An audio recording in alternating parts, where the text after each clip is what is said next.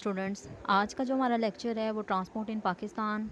इस लेक्चर में हम देखेंगे कि पाकिस्तान में किस किस्म की जो है वो ट्रांसपोर्ट पाई जाती है, ये सिस्टम जो है वो पाकिस्तान में कितना इस्टेब्लिश है, कौन कौन सी जो हैं टाइप्स और कौन कौन से जो फैक्टर्स हैं, प्रॉब्लम्स हैं जो इन्वॉल्व हैं पाकिस्तान के ट्रांसपोर्टेशन सिस्टम के अंदर। इस लेक्चर के अंदर जो है हम थॉरली जायज़ा लेंगे ट्रांसपोर्ट का और किस तरह से ट्रांसपोर्ट जो है वो कंट्रीब्यूट कर रही है पाकिस्तान की इकॉनमी के साथ, ये भी सब जायज़ा लेंगे। अगर हम इंट्रोडक्शन की तरफ चलें तो ट्रांसपोर्टेशन एंड जो कम्युनिकेशन सेक्टर हैं वो दोनों ही बहुत अहम प्ले करते हैं किरदार आपकी इकनॉमिक डेवलपमेंट में। अगर आपका ट्रांसपोर्टेशन सिस्टम जो है वो वीक है या आपका कम्युनिकेशन जो सेक्टर है वो वीक है, तो दोनों ही जो हैं वो आपकी इकॉनमी को बड़ी हद तक जो है वो डैमेज कर सकते हैं। ना सिर्फ ये इकोनॉमिक डैमेजेस होते हैं बल्कि सोशल डैमेजेस भी होते हैं इनसे लोगों की जो सोशल लाइफ। इसलिए ज़रूरी है कि एक एफिशिएंट ट्रांसपोर्ट सिस्टम होना चाहिए जो ना सिर्फ मॉडर्न इंफ्रास्ट्रक्चर के जो है वो मुताबिक हो, बल्कि प्रोडक्शन के जितने भी इकोनॉमिक फैक्टर्स हैं जो कि इकोनॉमिक जो है वो प्रोडक्शन को कम या ज़्यादा करने में बहुत ज़्यादा फैक्टर अहम किरदार अदा करते हैं, इनके साथ भी जो है वो मुताबिकत रखना चाहिए।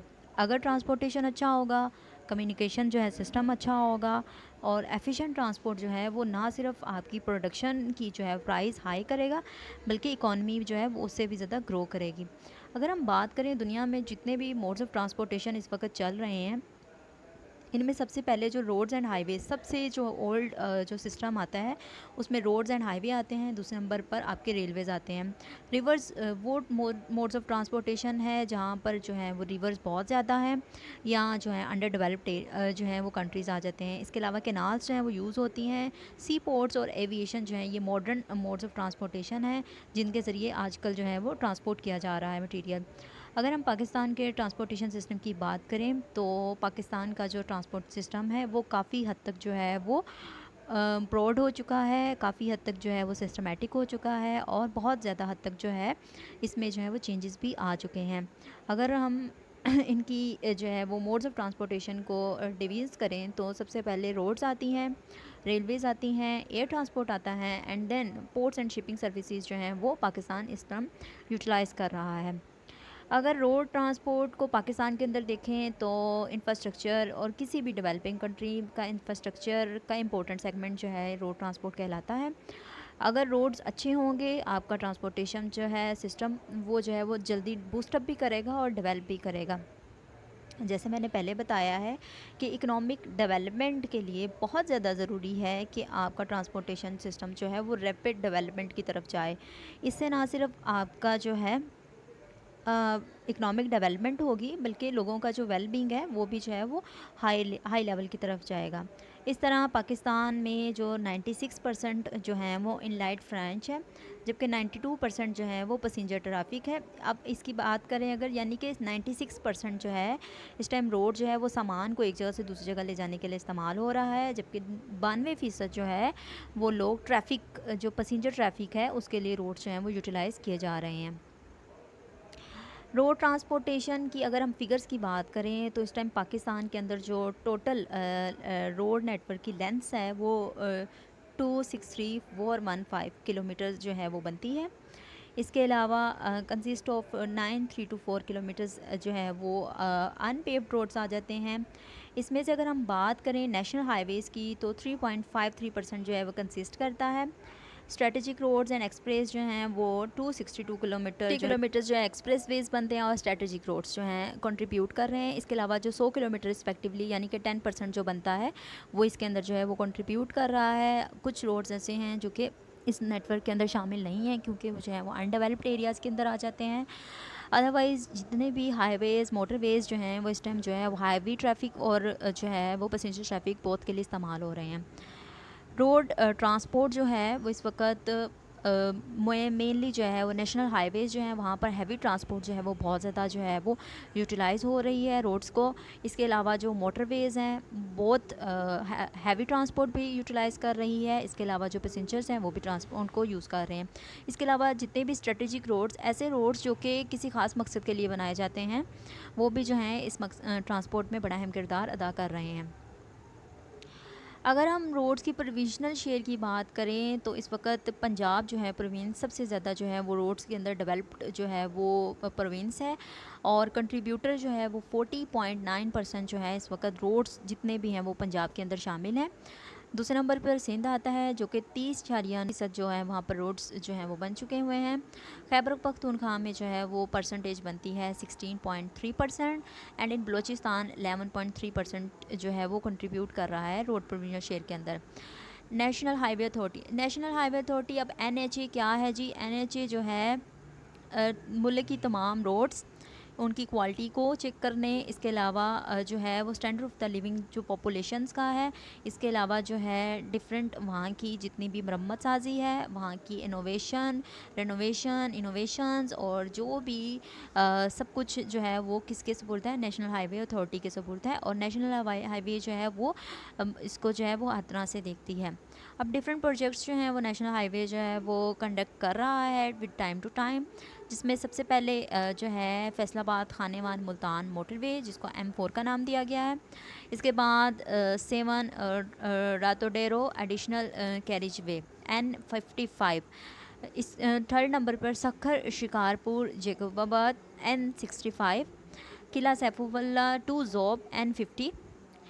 पेशावर नादरन बाईपास E2 के नाम से जो है ये प्रोजेक्ट्स बनाए गए हैं। देन हमारे पास आता है खुशालगढ़ ब्रिज N80। नंबर 7 काजी अमीर ब्रिज अक्रॉस रिवर इंडस जो कि बनाया गया है। और ये सारे के सारे जो प्रोजेक्ट्स हैं NHA नेशनल हाईवे अथॉरिटी के जो हैं वो अंडर बनाए गए। और जितने ये प्रोजेक्ट्स ना सिर्फ NHA ने बनाए हैं बल्कि इनकी जितनी भी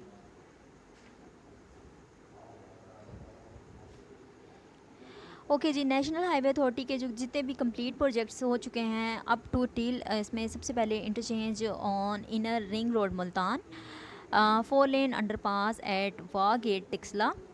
थर्ड नंबर पर Multan Muzaffargarh N70 ADB assisted. 4 number पे आता है Larkana Naudero Lakhi road. Sakrand Benazirabad dual carriageway. Hyderabad Badin road to Mirwah Sanjhal Chang road. Ghazi and Church interchanges on motorway which called M1. Plary Gobert section of Makran coastal highway. Hab Uthal section of National Highway N95. And then 10 is metro buses जो हैं वो हर तरह की जो हैं लाहौर में भी आपने देखी। इसके अलावा जो है इस्लामाबाद में, इसके अलावा KP के अंदर खैबर पख्तूनख्वा में भी जो है वो मेट्रो बस सिस्टम का जो है वो आगाज़ किया गया था। अगर हम मेट्रो बस की बात करें जो कि हम देखते भी हैं being a resident of Lahore, जो है गवर्नमेंट ऑफ पंजाब ने Feb 9 2013 में जो था इस चीज़ को इस मास ट्रांजिट सिस्टम को इनिशिएट किया था। और जो है ये मेट्रो बस अथॉरिटी जो है वो technical help of Turkish firm के जो है वो ज़ेर तहत बनाई गई। इसके बाद इसकी प्रोजेक्ट की कॉस्ट की बात करें तो 30 बिलियन तक आई। मेट्रो बस जो हमें फैसिलिटीज़ फराहम करता है वो गजोमता से लेकर शादरा तक है, और तकरीबन जो है वो 27 स्टेशन जो हैं वो कुल तादाद में हैं।